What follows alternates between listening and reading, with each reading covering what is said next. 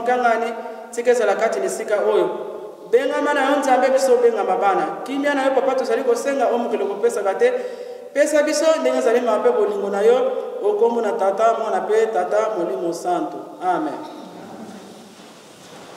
Qui punit la faute de père sur le fils jusqu'à la 3e et à la 4e génération de ces yo koliaka esengo na yo kozalaka na banzembo ntango tozali kopesa yo banzembo yo nde yango wana kosepelaka nango papa yango nde tokokumiselaka yo kasi na mokolo na lelo na ndako oyo tokoti papa mobeko epesami ete tokoki koyemba te na ntina nini na ntina ya pasi oyo ezali na mokili ya malabi oyo ezali kotambola na mokili biso tozali bampofu tozali komona te papa simuki mbangu ndenge nzembo na biso toyembi te mwana pe molimo santo amen.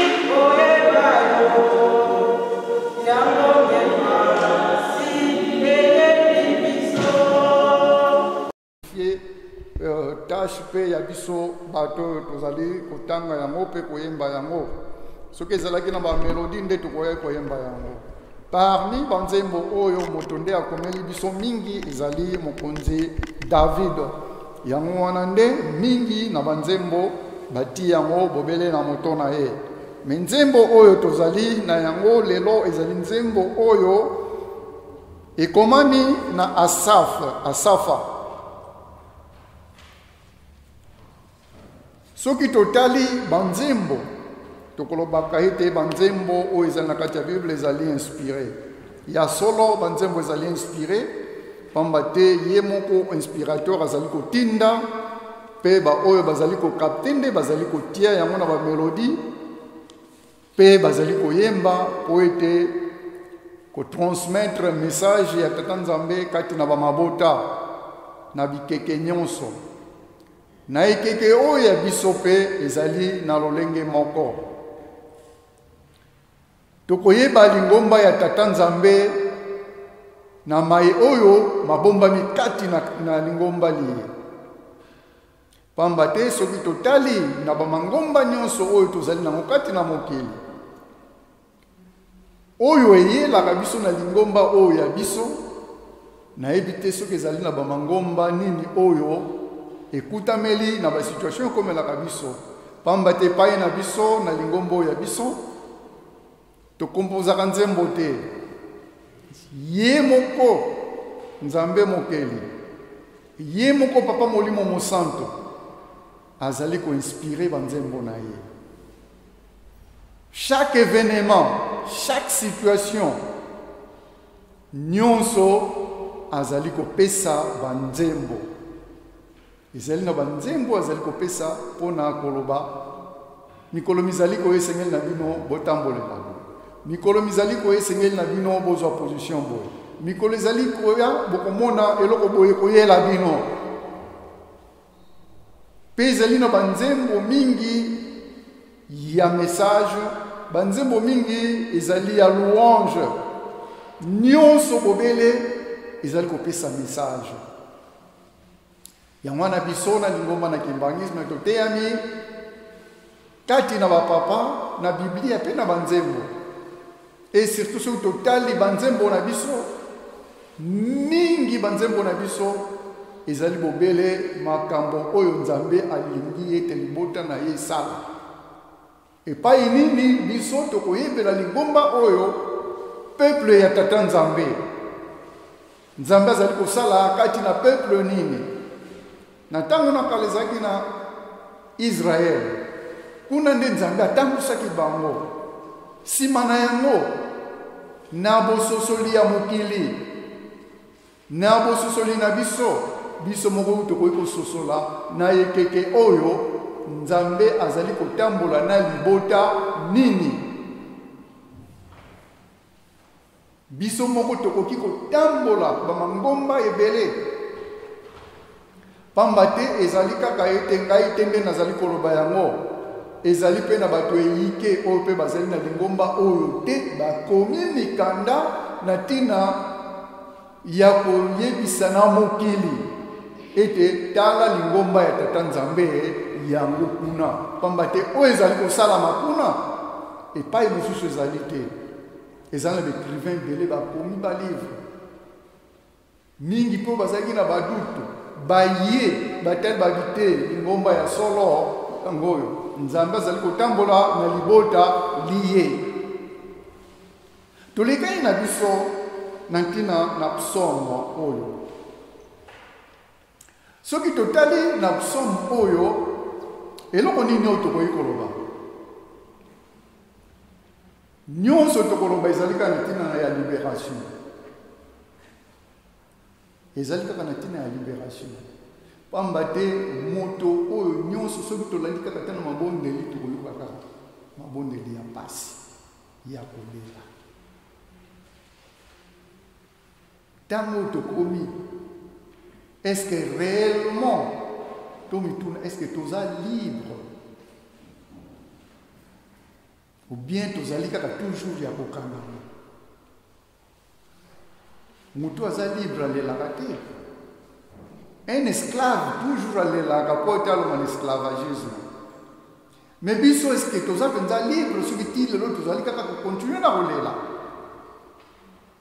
soki totali na nzembo oyo eloko nini nakobimisa na kati na nzembo oyo ezali na ziongo neti conversation bana Israel bazali kolela liboso na tata nzambe na maye oyo jingi bango na pasi oyo bazali komona ete libération na bango ezali nzambe me nzambe apesaka kaka boye te pamba te soki tota na verset 4 kuna bana Israel bazali kosenga asafat alobi boye libérez le pauvre, libérez le faible et les pauvres, arrachez-les à la main des méchants.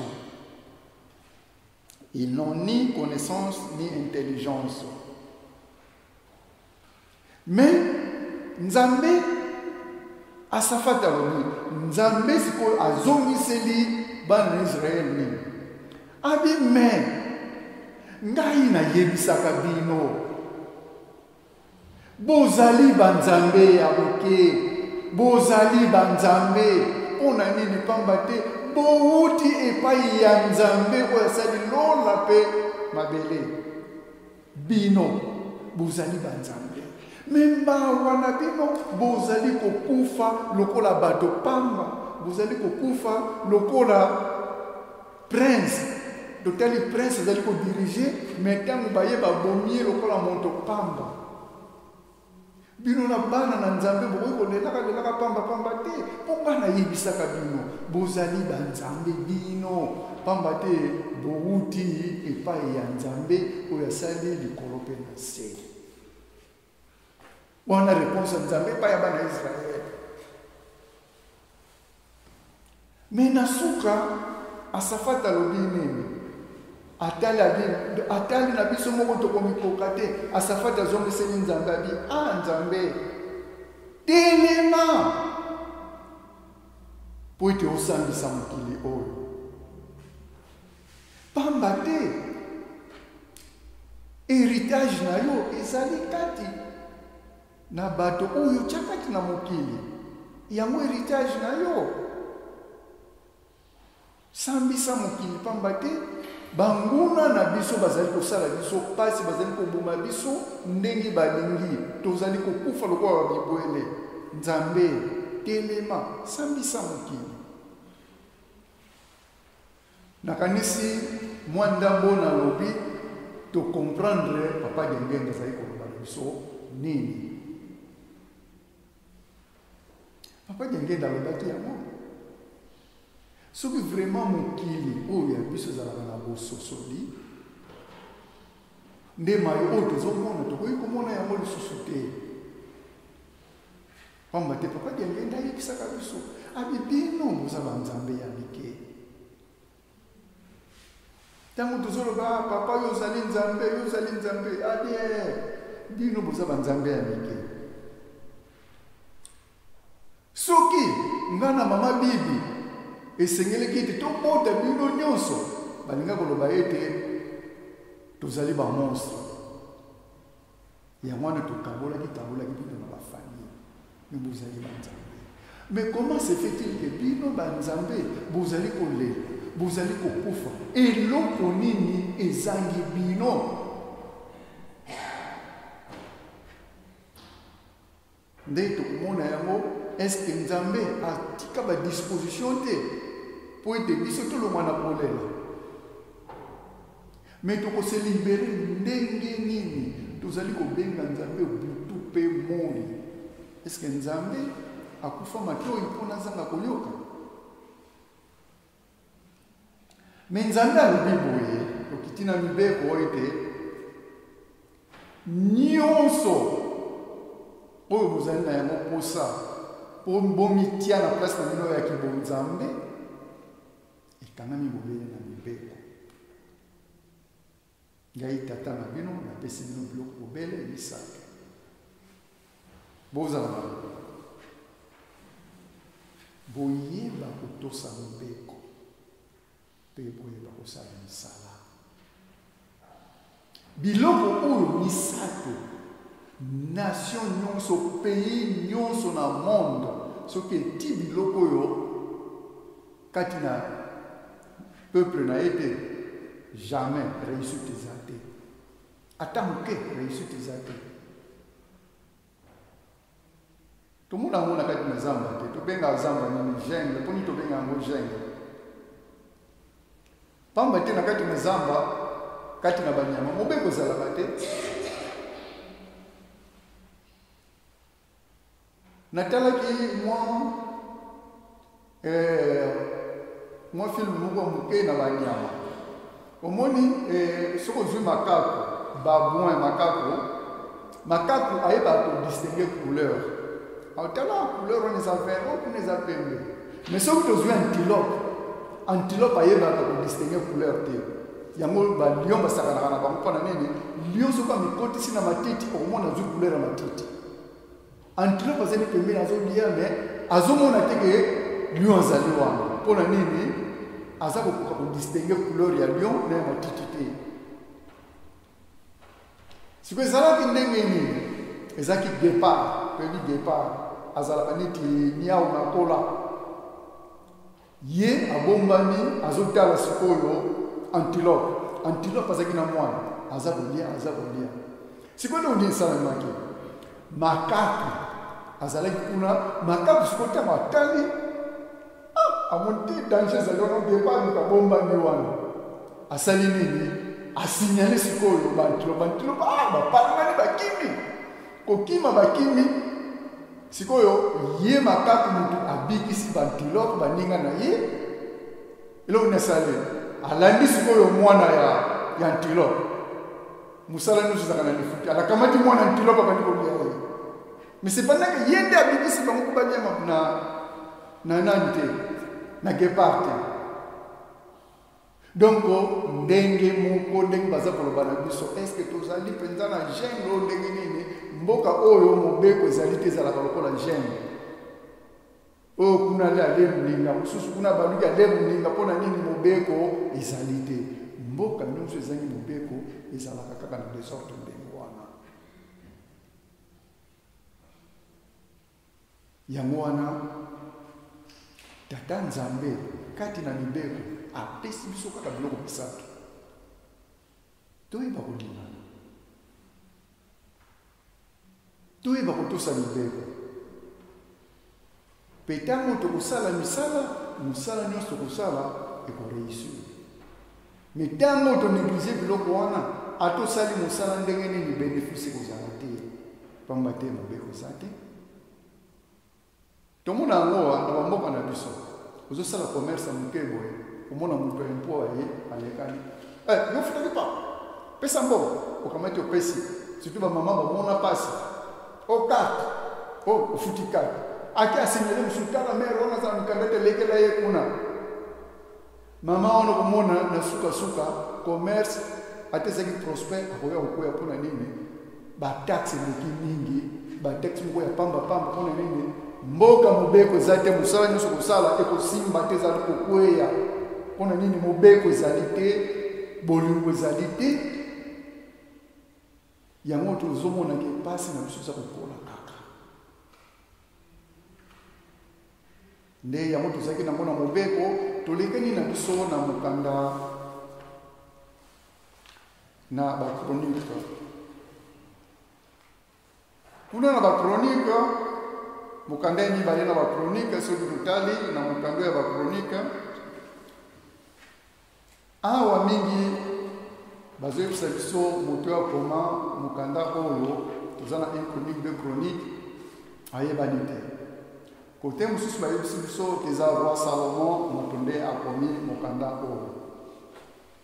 Donc na bachercheur na biso tozali tozoyeba mpenza kosesitue te mokanda oyo komba te eza na mikanda mingi ndenge batovango baauteur bakoma yango bayebana te.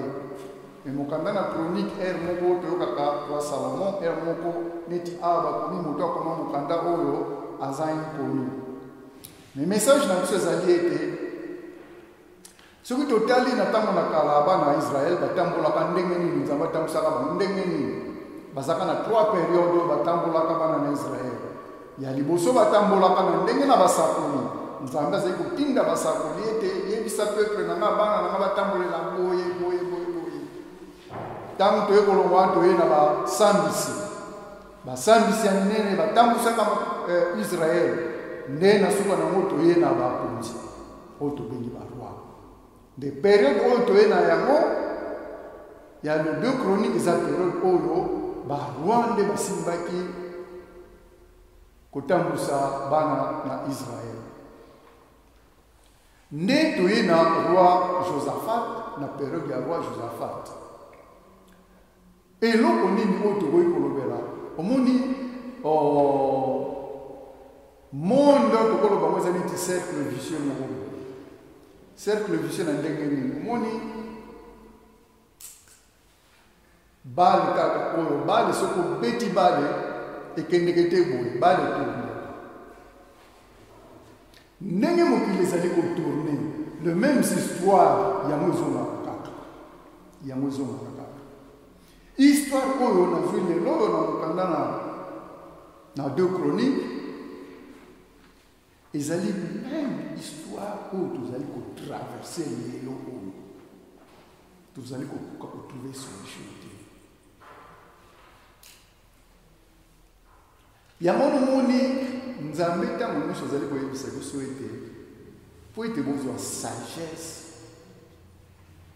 esengeli bosambelaka mingi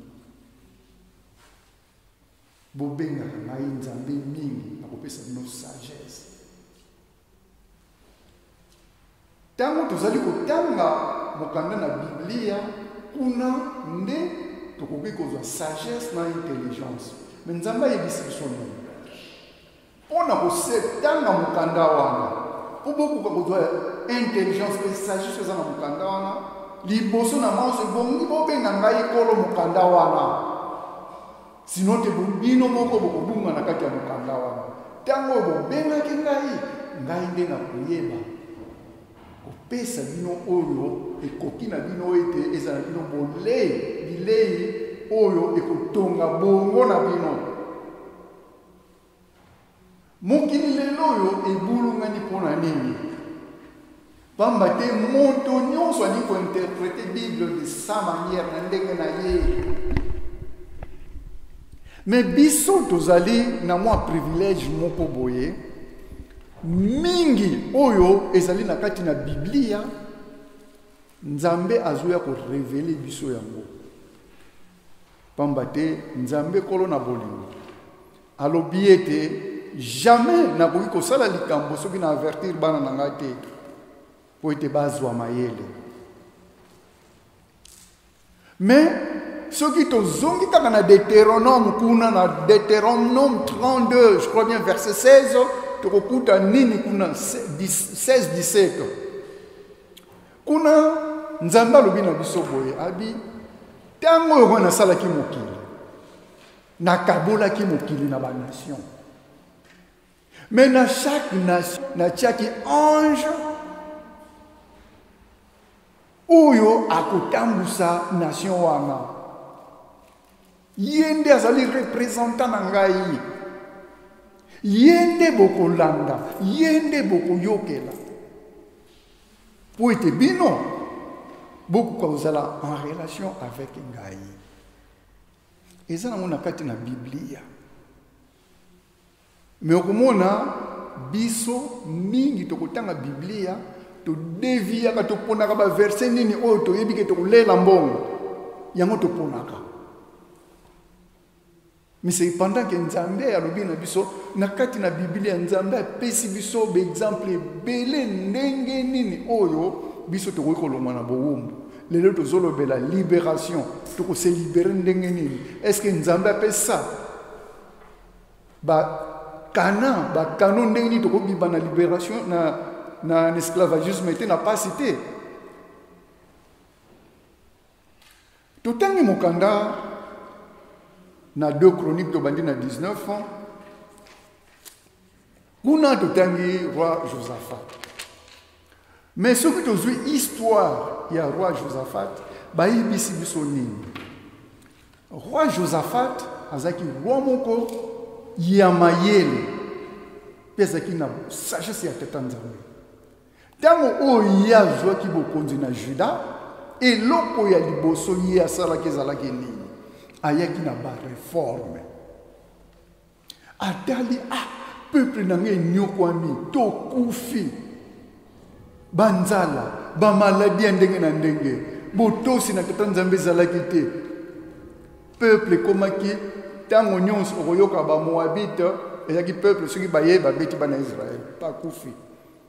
Ba Ammonite soki baye babeti bakufi. Donc de part et d'autre Israël, peuple ya Israël ezaki na kimia te. Banzala epai, bitumba epai, o maladi ya ndenge na ndenge epai. Roi Josaphat tango ayaki na kibokonzi atalaki nini oyo ngai mokonzi nakoki kosala po ete libota oyo elongo na pasi, po ete libota oyo ebikisama, po ete libota oyo ezwa kimia, po ete tozala mpe na kimia biso na bavoisin na biso esengeli nini. Ayaki na bareforme. Réforme ya liboso ya yaki na mozaki nini, c'était la justice. Anomaki ba zuzi. Tango anomi ba juge, abengi afandisi ba juge.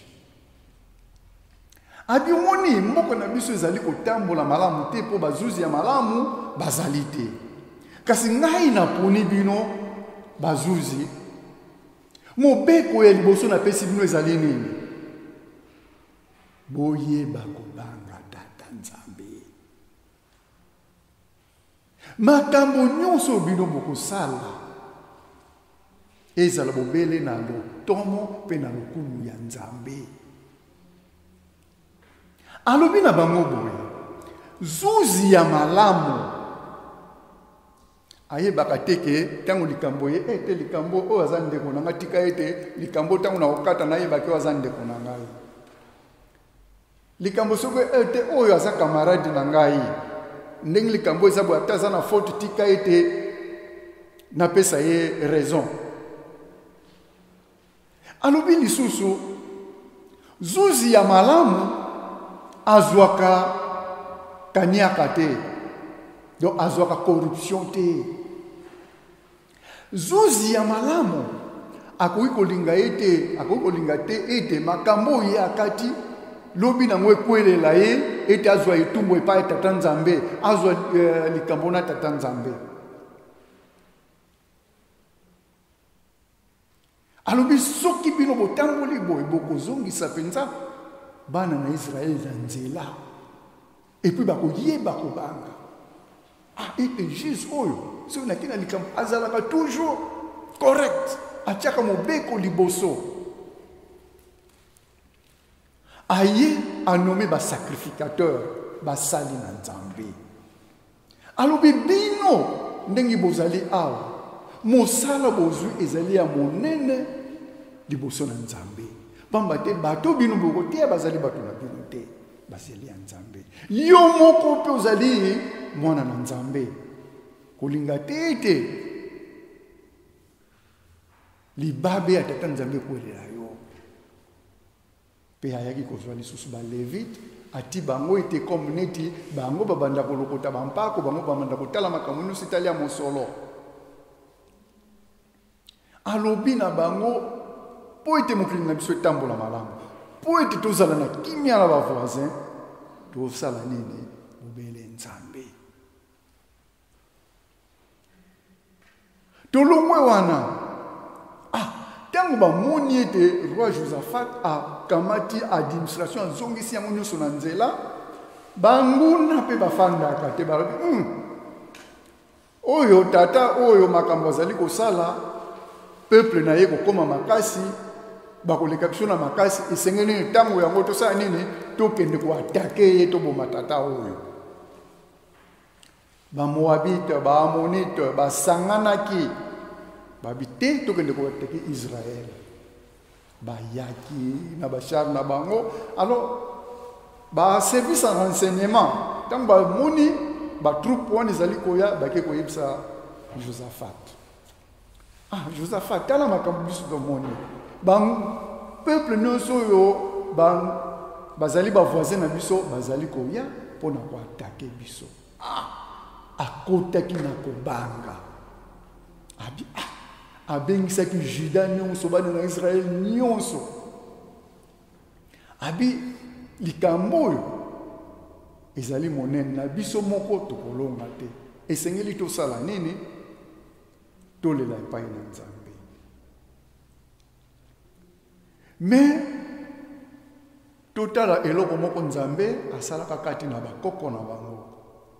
Kati na bakoko na bango nzambe asalaka nini? Nzambe ayebisaki bakoko na bango ete botongela ngai ndako. Ndako oyo bokotonga botia yango ndako na kombo na ngai. Pamba te ndako oyo bino bokotonga, ngai na kofanda kati na ndako wana. Tango nyonso oyo bino bozwi likama, problème nyonso oyo bino bozwi, boya liboso na ndako wana, ngai naza kati na ndako wana, bolela.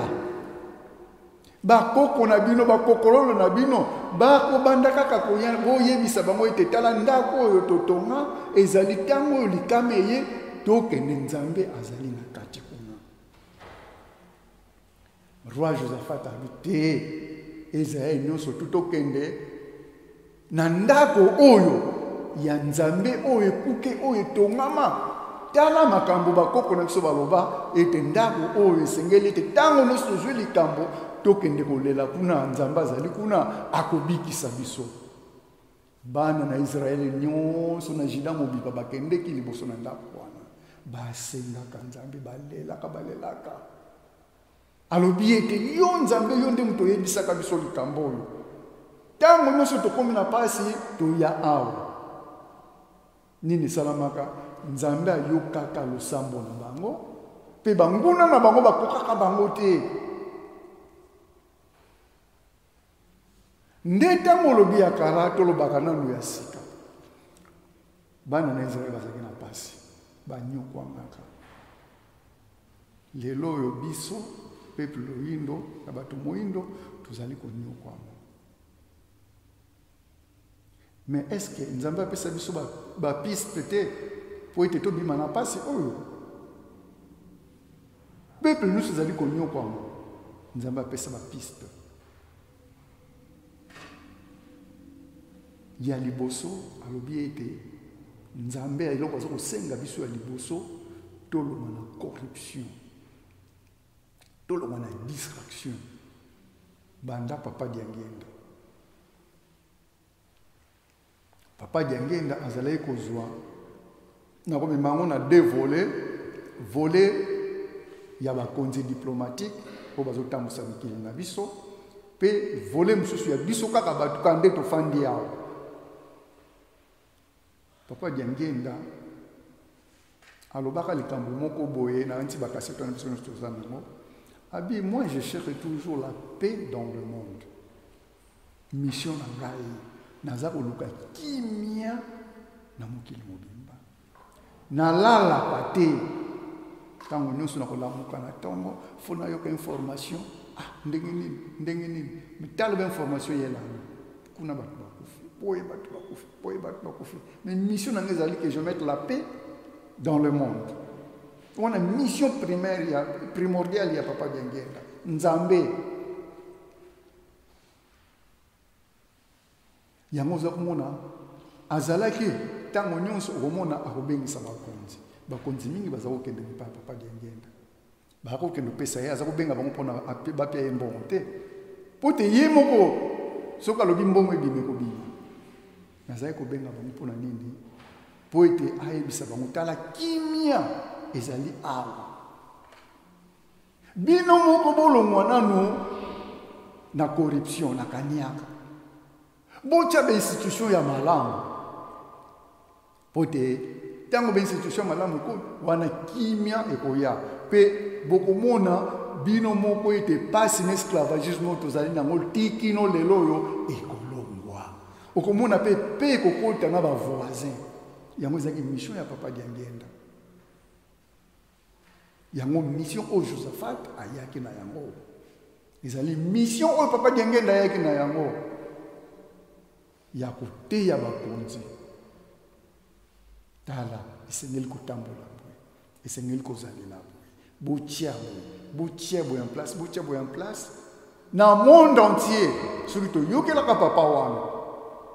Nzambe molimo mosanto.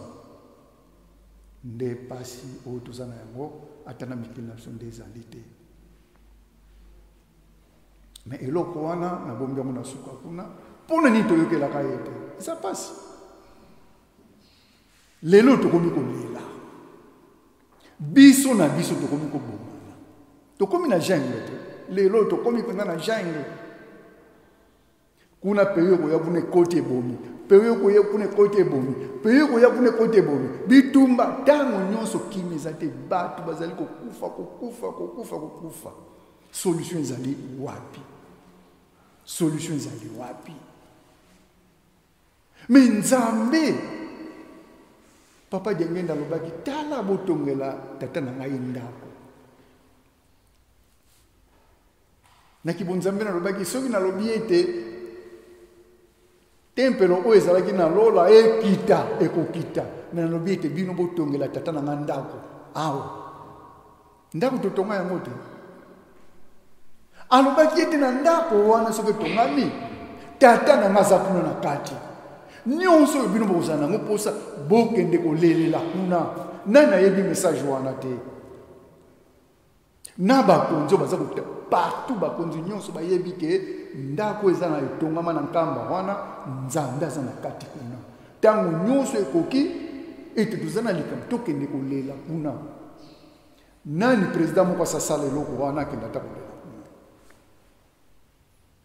wana toki na bakonzi bazotambusa biso tokoya nsima na biso moko tozali na pasi tozokokoka kozwa badécision te. Omoni seri moko Mobutu alobaka alobi na badepute baza kotumisa ye ate démocratie boye ateli bango ti alobi atuni bango bolingi ete mokili oyo etambolisama na bapaya ta omoni ba konzo biso bazoka ba pression moko biso ko dutola la kapomi bango balala kapomi te pona nini bayebi nzela bayebi te bapiste nini oyo nzambe atia liboso na biso baza koignore yango bayokaka ngo me balingi kolanda yango te lelo toza na pasi toza koluka ndenge nini tokosan sortir me nzambe apesi biso piste yango nzambe apesi biso na mokanda na josa ya chronique oyo josaphat asalaki liboso bobandi na bareforme wana boluki elongi na tata nzambe eske nzambe azali wapi alalaka wapi na ntango na nkolo yesu toyebaka ete ntango nkolo yesu akitaki likolo etikalaka ndenge wana akiti mpo na nini mpo ya komilakisa ete tala esengeli na kosala bobogo papa simon kimbango akiti lolo etikali ndenge wana aza na biso na se awa me biso moko bakolo mutu toyebi ete bakonzi bayebi ete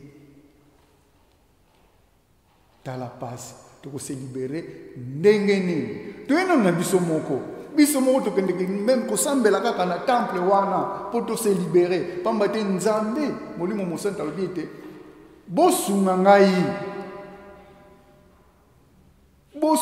bobondelaka ntango nyonso me tokende kobondela na nkamba même avec hypocrisie toza kokende boye oyo toke kobondela me okoma kuna na kati ya nkambo okomi kotonga bato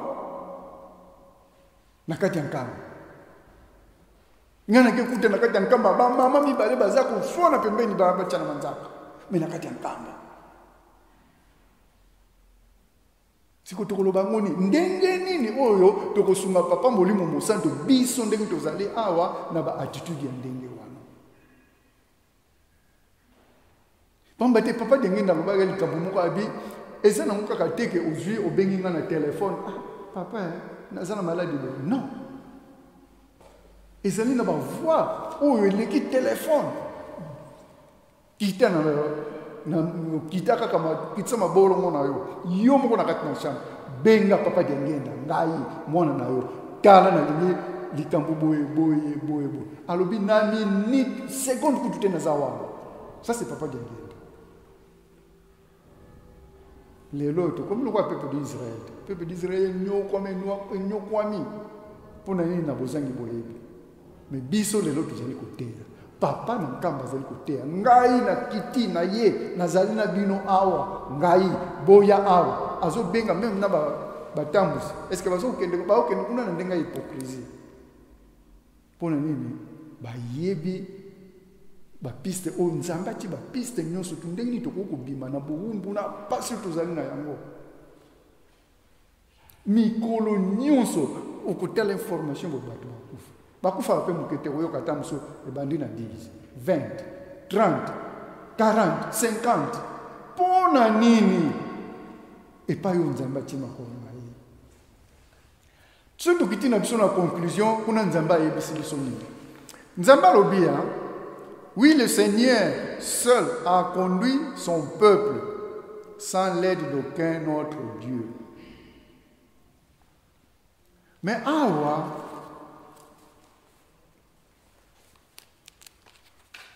excusez pour la version oyo eza ba version moko so na ponyango eza ba version eza ko se compléter.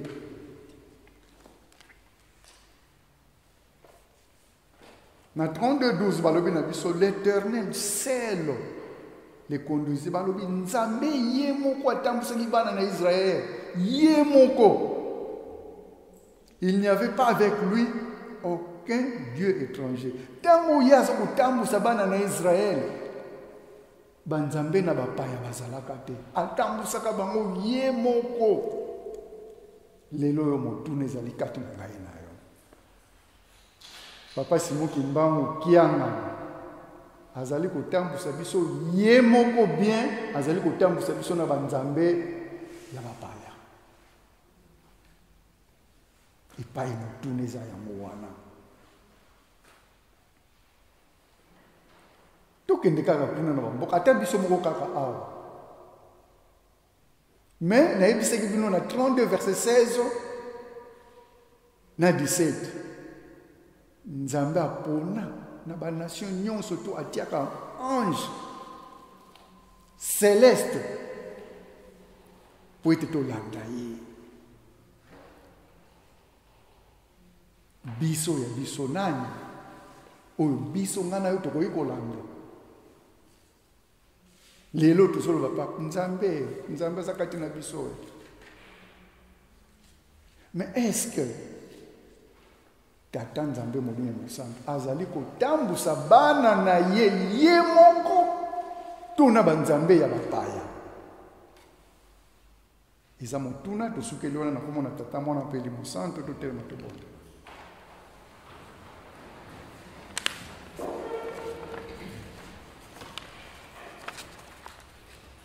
Notre Père qui es aux cieux, que ton nom soit sanctifié, que ton règne vienne, que ta volonté soit faite sur la terre comme au ciel. Donne-nous aujourd'hui notre pain quotidien. Pardonne nos offenses comme nous pardonnons aussi à ceux qui nous offensent. Mais ne nous induis pas à la tentation, mais délivre-nous du malin, car c'est à toi qu'appartient dans tous les siècles le règne, la puissance, la gloire au siècle des siècles, au nom du Père, du Fils et du Saint-Esprit. Amen.